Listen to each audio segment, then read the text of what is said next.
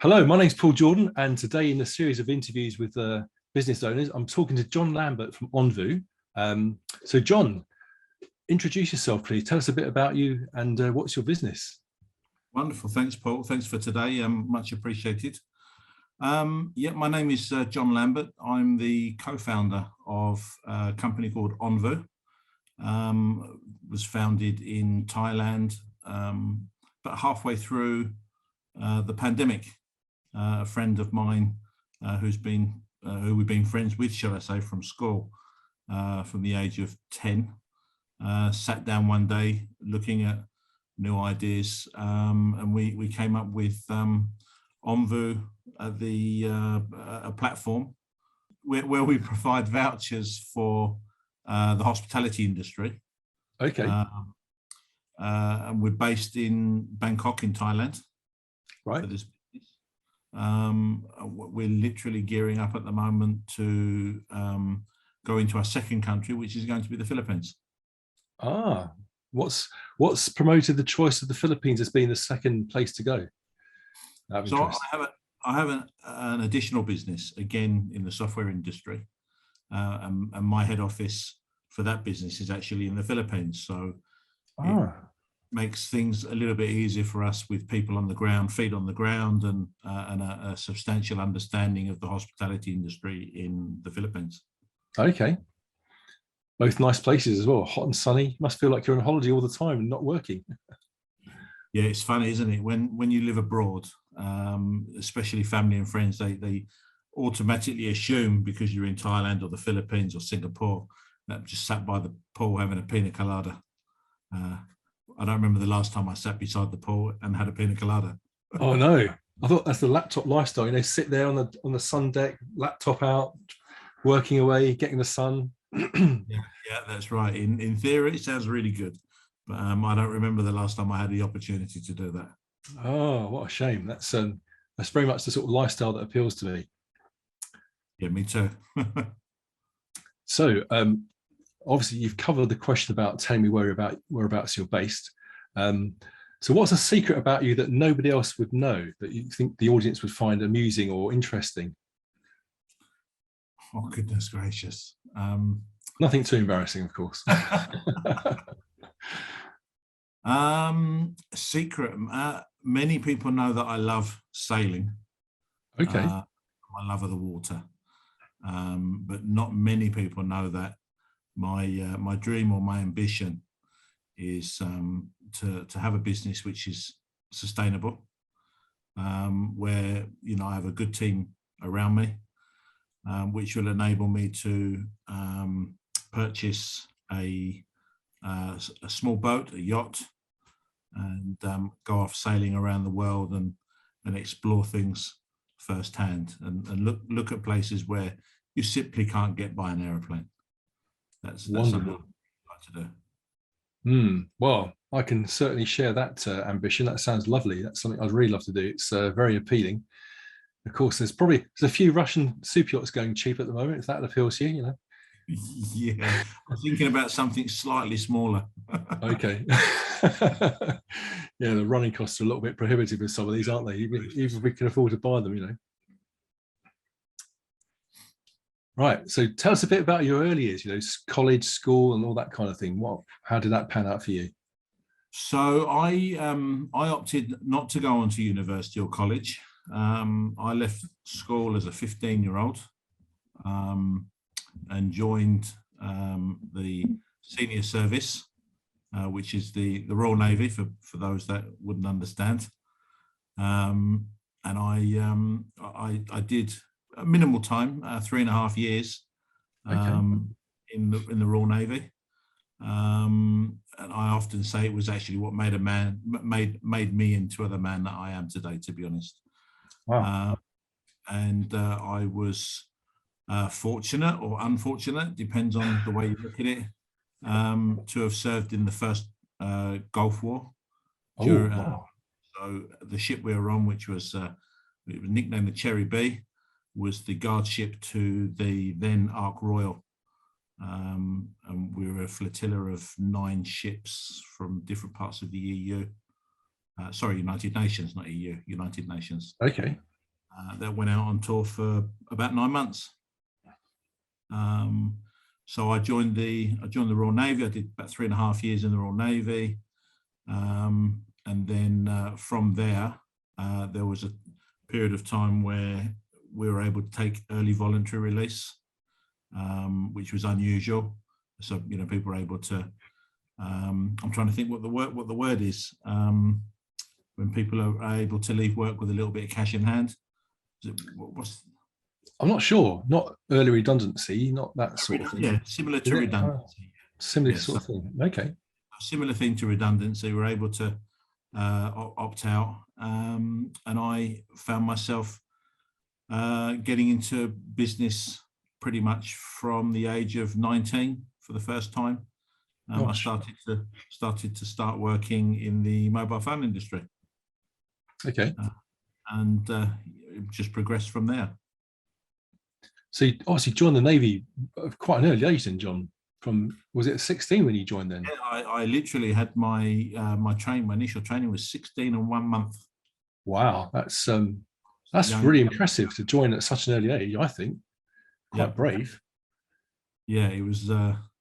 It's funny when I look back at those initial 6 weeks at HMS Raleigh were at that point the hardest 6 weeks I'd ever had in my life, and I could never imagine anything more difficult. However, those initial 6 weeks ended up being very simple compared to the following 10 weeks that I had at HMS Dryad. Okay. I can imagine, being at such an early age, I can imagine being homesick and, being away from home for the first time. Very challenging, but character building.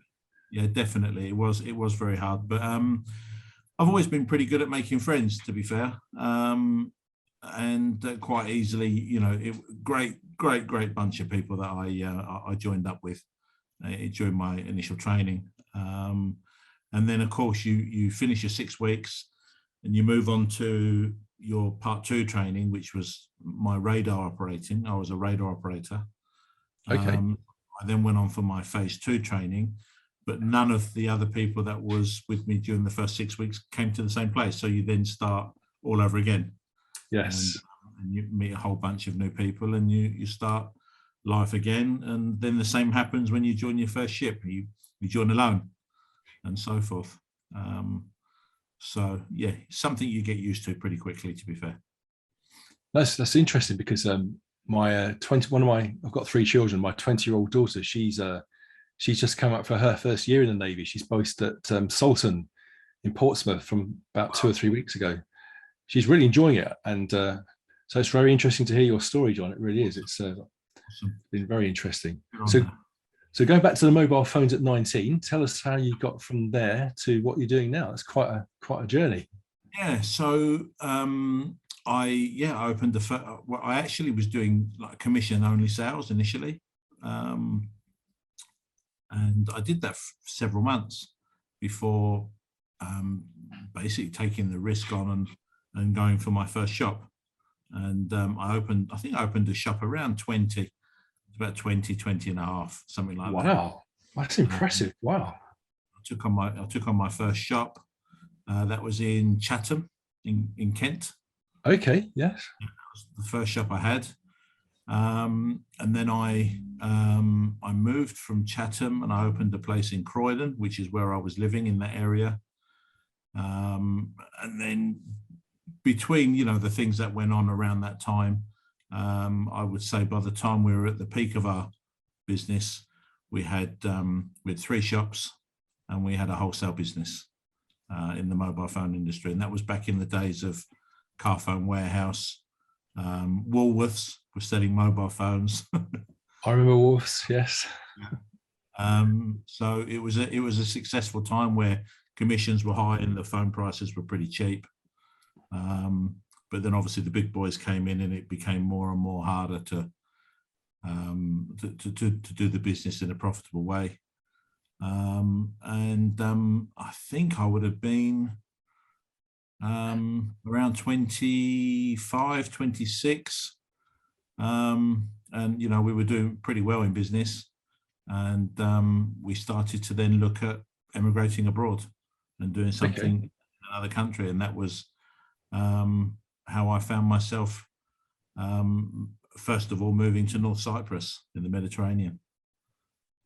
So we sold up and we went off and did business in North Cyprus for a number of years. Brilliant. I'm very envious because I know so many people would like to move abroad to work, me being one of them. So that's a really cool thing to do. It's quite a risk. So have you kind of severed all your ties with the UK, or have you still got kind of obviously family and roots back over here? Or? Yeah, I mean, if I would say the biggest mistake I ever made, Paul, was actually severing my ties on a financial basis completely from the UK. What I should never have done is sold my property. Okay. At the time, I had a number of properties that I was renting as mortgage to rent, and obviously the property that we lived in. But we sold everything and then took our chances in North Cyprus. And realistically, we should have kept at least one property there. But hindsight, you can't box it and sell it, can you? Unfortunately. No, you'd make a fortune if you could. Definitely. Okay, so I think you've kind of answered one of these questions indirectly already, but because you were talking about the sailing, but I was going to ask you, what interests do you have outside of work as well as sailing? You must have other interests as well. Oh yeah, most definitely. Yeah. So what other one? Yeah. Okay. Sorry. Yeah. No, it's okay. So yeah. So tell me about your other interests outside of work. Sailing has always been at the top of my hobbies, if you like, and loves. But just overall traveling as well. I just love the thought of being able to go to other parts of the world and experience different culture. And part of that love for different cultures and traveling led me to cooking. I really do enjoy cooking. I think I'm Gordon Ramsay level. Oh wow. Well, you swear as much as him. Yeah, exactly that. So I really do love cooking. I'm just sort of dabbling at the moment in vegan and vegetarian cuisine at the moment. Okay. With the thought and the thought and mindset of moving away from eating meat to becoming maybe vegetarian, vegan at a very big push. I always imagine, kind of, because you're quite near the coast, so I imagine there must be a huge abundance of beautiful fresh fish on the markets, that kind of thing. Unfortunately, in North Cyprus, no. Yeah, unfortunately, where we are, you're pretty limited to fish. We're much more lucky in the UK of being able to go to a fishmonger's or the counter in Tesco's or Sainsbury's.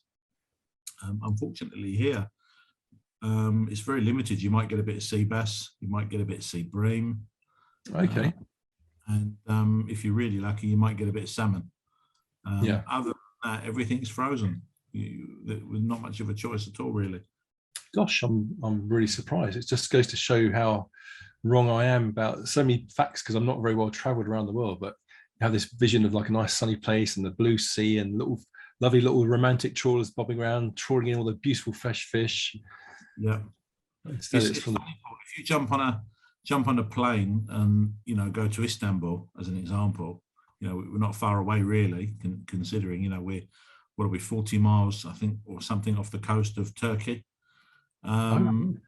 You go there and there's an abundance of fresh fish. It's unbelievable. Okay. And actually, whenever I go to Istanbul, I tend to come back with a hand luggage full of really good fish. Oh, excellent. Reasonably priced as well. Hoping your suitcase doesn't leak all the melting ice to keep it cool. Exactly. So is it quite, obviously distance-wise it's not far, but is it quite easy to get to? Because that's one place I did go a long time ago, Istanbul, but I'm sure it's changed a lot. But is it quite accessible for you then, where you are? Yeah, 20 minute to the airport from here, and an hour's flight using Turkish Airlines or Pegasus. So yeah, not far away and very easy. Very, very easy. Brilliant. So it could literally be a Saturday day trip there and back then, by the sounds of things. Easily. You can take an early morning flight and come back in the evening quite What easily. prices? Is it quite? What are the prices like for that? It really depends on the time of year. But I mean, I haven't done it for so long now. But you probably get a return flight for under 100 quid quite easily. Wow. So it makes it quite, very attractive to do on a regular basis, although you haven't been for a while, as I see. And Istanbul's such a beautiful place. I remember I went there on my honeymoon, would you believe? We went to Turkey, we went to Bodrum, and we had a day trip to Istanbul. Well, not a day trip, we had like a little tour. And we went to Istanbul for a couple of nights. And I remember there's the San Sofia Mosque and the Blue Mosque, which were absolutely spectacular. Yeah. But also this place, I don't remember the proper name, but it's like an underground mausoleum. You walk down these little steps and it's suddenly all open. There's like lanterns and water and caves. It's like a very unexpected place. Does that ring any bells to you? I can't remember. No. I seem to remember it wasn't far from one of the mosques. It's literally just like walking down to an underground station, except there was no signage. It was very, very, you'd almost not even notice it was there. But when we walked down these steps, it all opened out. It's like, yeah, it's just like an underground mausoleum. It was amazing, very, very unexpected. Of course, the Grand Bazaar was amazing, all the rugs and the tea. And beautiful area. And never gets old, that place. No, I can imagine, very dynamic. And I always remember they like to negotiate, don't they? Kind of, haggling and all that. Yeah, big time. Yeah, if you're good at haggling, it's a good place to get good deals. So it's kind of a place. I know you said you haven't been for a while, but is it one of the places? I know you like traveling, but is it one of your sort of favourite spots then, Istanbul? Yeah, you know what, Istanbul for me is. Obviously, I'm very biased because of London, because of coming from the UK. But Istanbul to me is probably one of the best cities in the world that I've travelled to. Okay. I really, really love Istanbul very, very much. So what about talking about you're really into cooking and food? Yeah. So is it the Turkish cuisine that you really like as well? Because I know I think a lot of the sort of Cypriot, not so much Cyprus, I'm not so familiar with, but I imagine the food's quite similar. But I remember the metzes and all the amazing sort of stuffed peppers and very similar to a lot of other countries. And aubergines. I remember the aubergines were out of this world, sort of smoky flavour. And again, wasn't a lot of meat when we went to Turkey. There wasn't a lot of meat on the menu, but there's lots of vegetable dishes which are delicious. Yeah. Turkey's renowned. The food is, again, it's out of this world. There's so many different diverse cuisines that are sort of brought in from anywhere around the Middle East. It's hard to get bored of food in Istanbul, to be fair. It really, really is. It's 4 o'clock here nearly, well, 3:30. I'm feeling hungry already now talking about the food. So how do you do your so when it comes to sort of marketing Onvou, how do you go about marketing with that business? So mainly we've been using Facebook and Instagram for doing paid adverts. Okay. And we've done a little bit of Google ads as well, not too much. And we do a frequent weekly email shot that goes out to our customers.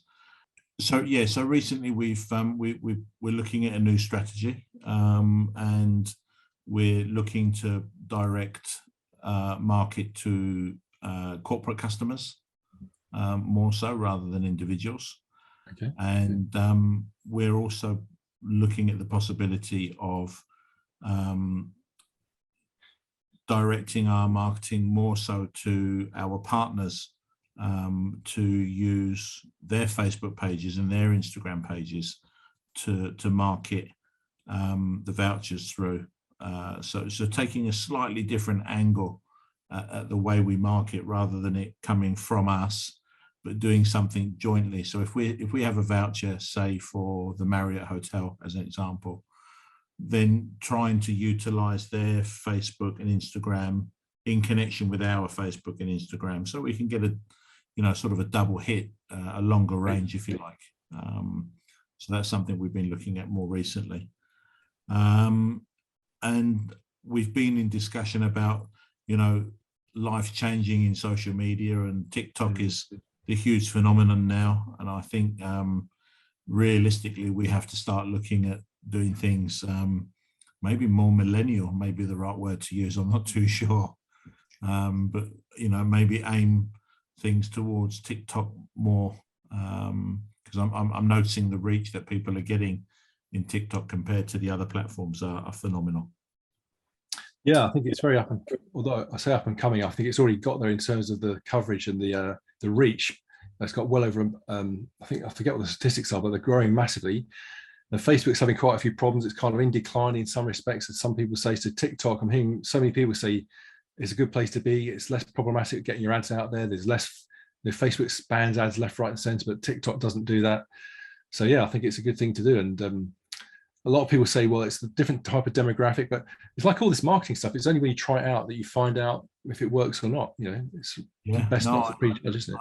I think that's it. I think it's about dipping your toe in the water and seeing if you like it. I think that's the only way forward, personally.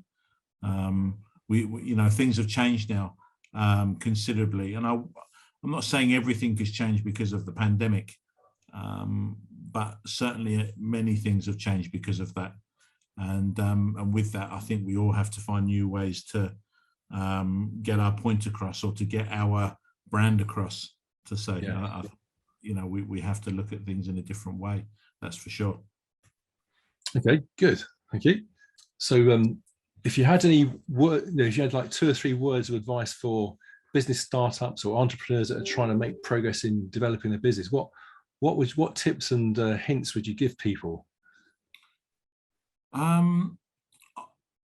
Look at the market that you're going to go into, and explore that market thoroughly before you go into it. Make sure that the market that you're going into is something that you have your own curve on, or your own, for you to be able to make it your brand. If that comes, I'm not sure if that's come across correctly, but yeah, if you're, for example, if you're going to design plates, dinner plates, it's something that we all use on a day-to-day basis. There's hundreds of thousands of plates out there, different shapes, sizes, colors, whatever. Make sure that there is room for your product to come to the market, but make sure that you can make it your own, and dare to be different is what I would say. Okay. Not to be the same as everybody else. Good advice. Yeah, stand out from the crowd. It's I think it's very important, because I think so many brands, even with the quality of particular products, it's the branding and the kind of less tangible things that people are attracted to, the images and the videos, and the actual product might be quite similar to something else, but because of the way it's promoted, people get a fandom by the characters that appear in the adverts and the humor or the color schemes, and they're attracted towards that. And the actual product is, I wouldn't say the product is secondary, but it's all the branding and how it's presented that makes it attractive to people. That's what kind of sucks the audience in, because the actual product is very similar in some cases to a competitor's, but because it's positioned very cleverly and very innovatively, that's what attracts the audience. That's most certainly. I saw a brand just over the weekend, a guy here in North Cyprus, and he makes chopping boards from olive tree wood. Yeah. Okay, so you can buy a chopping board from most supermarkets. Wherever you go, you can, you'll find a chopping board somewhere or other. Go to IKEA, they're 10 a penny. The difference with this guy is he's not having trees chopped down and turning them into chopping boards. They are trees that have been felled for whatever reason, and those offcuts are being utilized to make, whatever, an ashtray or, for example, a chopping board. None of the chopping boards are the same as each other. They're all completely different. But you know, olive wood being the strong wood that it is, you know, you're going to have a chopping board that will last you for years to come. But that's it. He's different. He's using offcuts of you know, of wood that's been laying around for a long time, but cured. That is rubbing down, sanding and polishing and whatever, and turning into what looks like a work of art, personally. No, I think it's an interesting angle, isn't it? Especially when so many people are going more and more eco-friendly, and sometimes, you know, I think people are prepared to pay a premium for a product where, in that example, you know, the tree hasn't been cut down specifically to make a chopping board. It's kind of an incident, it's good use of the incidental products of the wood. And I think that would appeal to many people. Recycled products, it's definitely a growing space. So yeah, hopefully he'll do well. Hopefully he will do well. So if people want to get in touch with you, what's the best? We're going to put obviously an end screen up here where there'll be some contact details, but you know, people have, if they're interested in talking to you about the voucher system, what's the best way for them to get in touch, John? Well, at night time, we've got almost similar to Batman going up into the sky. So you'll be. No, I'm joking. Wow. So we're active, as I said, on Facebook. You've just got to search for Onvou. Our website is very easy to find as well, onvou.co. And you can find us easily through social media, through Facebook, Instagram, and I believe we're actually launching our YouTube and TikTok within the next 3 or 4 weeks. Excellent. So hopefully this interview will be on your YouTube channel, possibly. It certainly will be. Yeah, probably be #1. Fantastic. Brilliant. Okay, well, I'm going to wrap up the interview now, John, and say thank you very much for your time, and thank you for coming along today. It's been a real pleasure talking to you. And thank you for having me. It's been wonderful here as well. Wish you continued success, and we'll see you again. Thank you very much. Take care, Paul. Cheers, John. Cheers.